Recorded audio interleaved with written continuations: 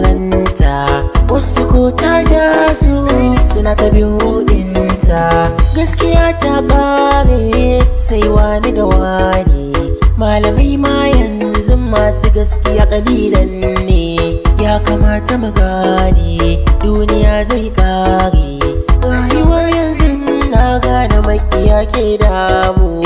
Allah ne gatanmu ko da ba sa san mu, shi ne zai kare mu da dukkanin sharransu. Duniya labari, duniya labari, duniya duniya duniya labari, duniya labari, duniya labari, duniya duniya duniya labari, duniya labari. Ya kamata mu dinga faɗin alkhairi, alkhairi. Ba ka da tsakanin mu yawa mu yi nazari.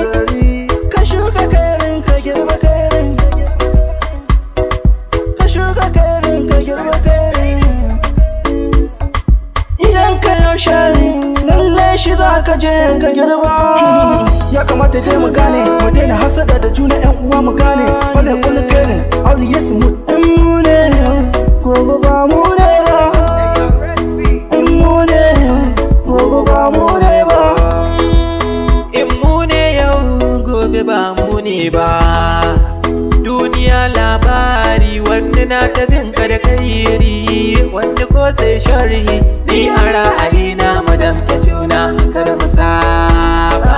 Shi akwa ka ce sarkin zance, magana kuma ai jari ce. In ka tara kar da kamance, ne nema ne wata ran a wadace. Muna ta jin kukan kurciya, halayen kuma ba su sauya ba. To yan uwa na mu gane komai na duniya ai yana da ƙarshe. Muna ta cin lokaci gushewa, muke da daidai a koda yaushe. Kamar misalin dare idan yayi duhu safiya ta washe, haka za a kwana a tashi tamkar rabon mu zo ba.